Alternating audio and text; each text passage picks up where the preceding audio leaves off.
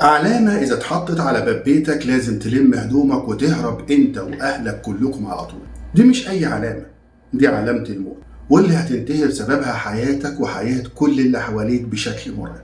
لو مش مصدقني خليني أحكي لك عن أسوأ وأرعب كابوس مر على تاريخ مصر، اللي بسببه انتهت حياة 10 أشخاص بطريقة بشعة ما تتخيلهاش في أسوأ كابوس. جثث مسلوخة من جلدها ومتشالة وتسابوا جثث. قصة تخليك تموت من الرعب، وهي مجزرة فعلا حصلت بجد. حابب تعرف ايه اللي حصل؟ خليك معانا في القصة الكاملة.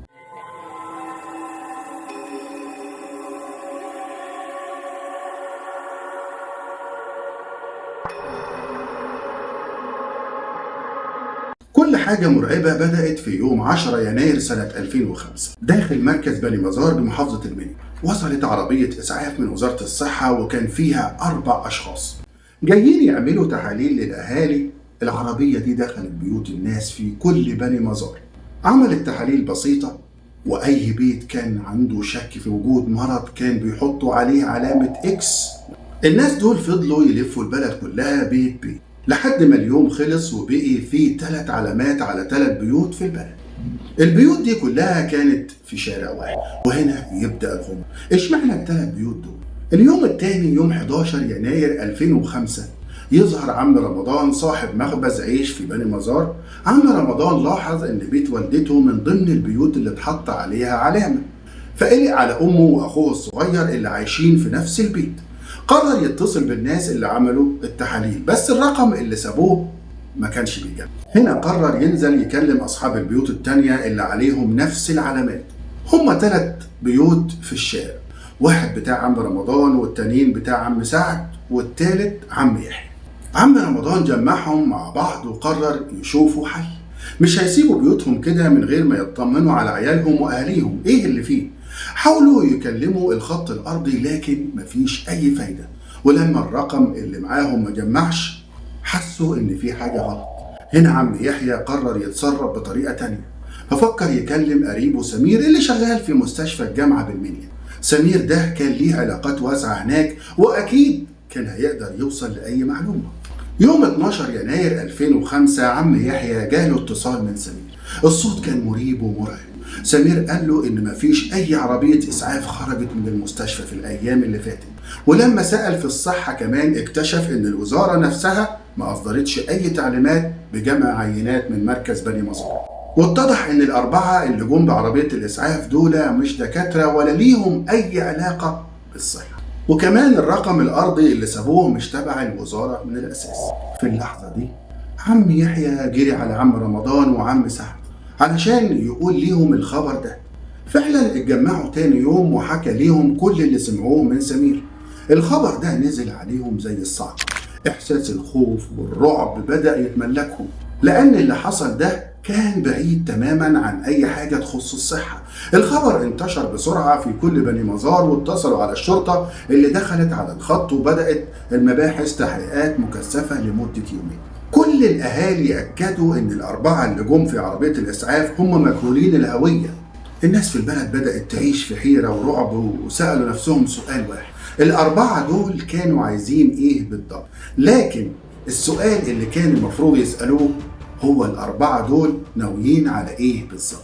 يوم 14 يناير 2005 قبل الفجر بشوية، والجو كان هادي جدا في بني مزار وكل حاجة كانت ساكنة إلا صوت الأذان، الله أكبر، اللي كان بيدوي من مكبرات الجوال. عم رمضان صاحب المخبز كان عايش حياته اليومية زي ما هو معتاد. بعد ما صلى الفجر راح للمخبز زي كل يوم، اتأكد إن العمال شغالين كويس، وبعدين خد قفص عيش وراح يوديه لبيت والدته اللي كان عارف إن هي بتكون صاحية في الوقت ده علشان تصلي الفجر. عم رمضان وصل لبيت والدته، فتح الباب ودخل، حط القفص في الصالة، بدأ ينادي عليها مرة و2 و3 بس مفيش رد.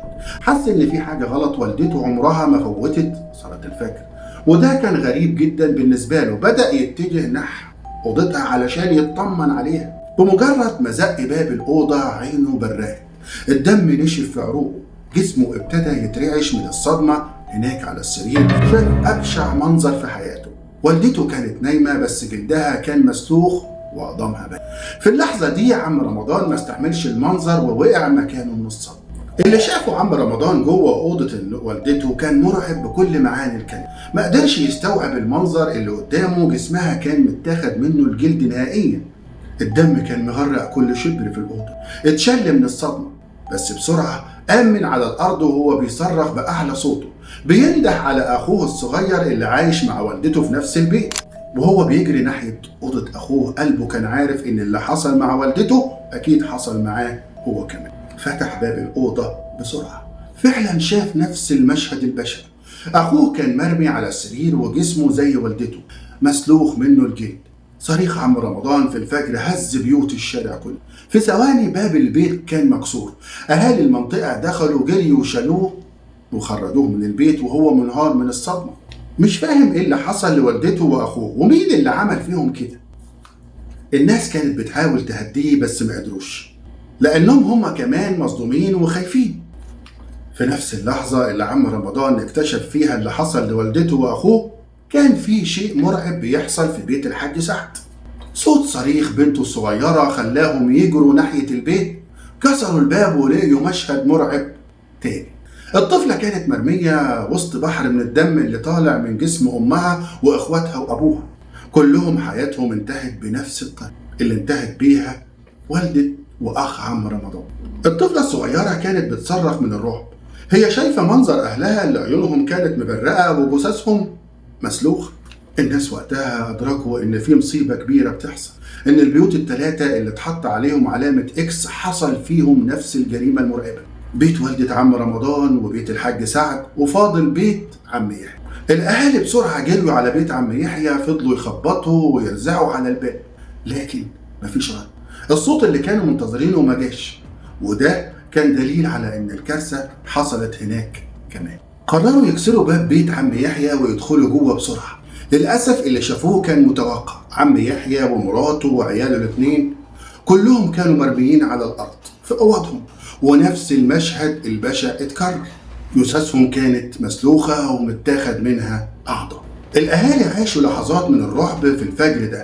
مع شروق الشمس يوم 15 يناير 2005 صحي كل الناس في بني مزار على خبر كان زي النار في الهشيم. 3 بيوت في نفس الشارع شهدوا أبشع جريمة ممكن تتخيلها. 10 أشخاص ماتوا بطريقة بشعة. البلد كلها اتهزت بصوت الصريخ اللي كان مليان حزن وصدمة على اللي حصل. المباحث وصلت المكان بسرعة، لكن الخبر كان انتشر في كل مكان في الصعيد. بني مزار شهدت أكبر مجزرة في تاريخ مصر، وفي لحظة المكان كله بقى زي الجحيم. ولحد النهاردة السر ورا الجريمة دي محدش يعرفه لغاية النهاردة. القصة دي مش حكاية عادية، دي حكاية اتألف فيها كذا كلام وكذا رواية، لكن الكل اللي كان متأكد منه ان الأربعة اللي جم بعربية إسعاف وقالوا ان هم من وزارة الصحة هم اللي نفذوا الجريمة البشعة. أما السبب مفيش حد يعرفه بالظبط، بس الإشاعات كانت بتقول ان هم ممكن يكونوا تجار أعضاء، ممكن، لأن كل الضحايا اللي اتنفذت فيهم الجريمة اتخذت منهم أعضاء معينة، وكمان كان في أدوات وأجهزة موجودة بتدل على أن العملية دي كانت متخططة من الأول للآخر. الأربعة دول ما كانوش دخلوا بيوت بني مزار كده وخلاص، دول كانوا عارفين كويس هم بيعملوا إيه. اختاروا 3 بيوت من بين كل البيوت وعلموا عليهم بعلامة إكس، ودي مش صدفة، دول كانوا مختارين ضحاياهم بعناية. وبعد ما حطوا الخطة نفذوا الجريمة دي كلها في ساعة واحدة بس. الشرطة بدأت تحقيقاتها مع كل الناس في البلد. بعد كام يوم قبضوا على شخص من ال4 دول اسمه خلف عبد القادر. لقيوا جزمة بتاعته فوق واحد من البيوت ال3 اللي اتقتلوا، افتكروا ان هو الجاني، بس بعد ما قبضوا عليه اكتشفوا ان هو بريء او على الاقل مفيش دليل قاطع عليه. خلف اتعرض لضغط شديد في التحقيقات وفي الاخر اعترف، بس اعترف بحاجة اغرب واخطر من كل اللي حصل. قال ان مجموعة اشخاص اجبرته يعترف على نفسه وانه ما يعرفهمش. لكن انتوا عارفين مين هم ال4 دول اللي قالوا ان هم من وزارة الصحة؟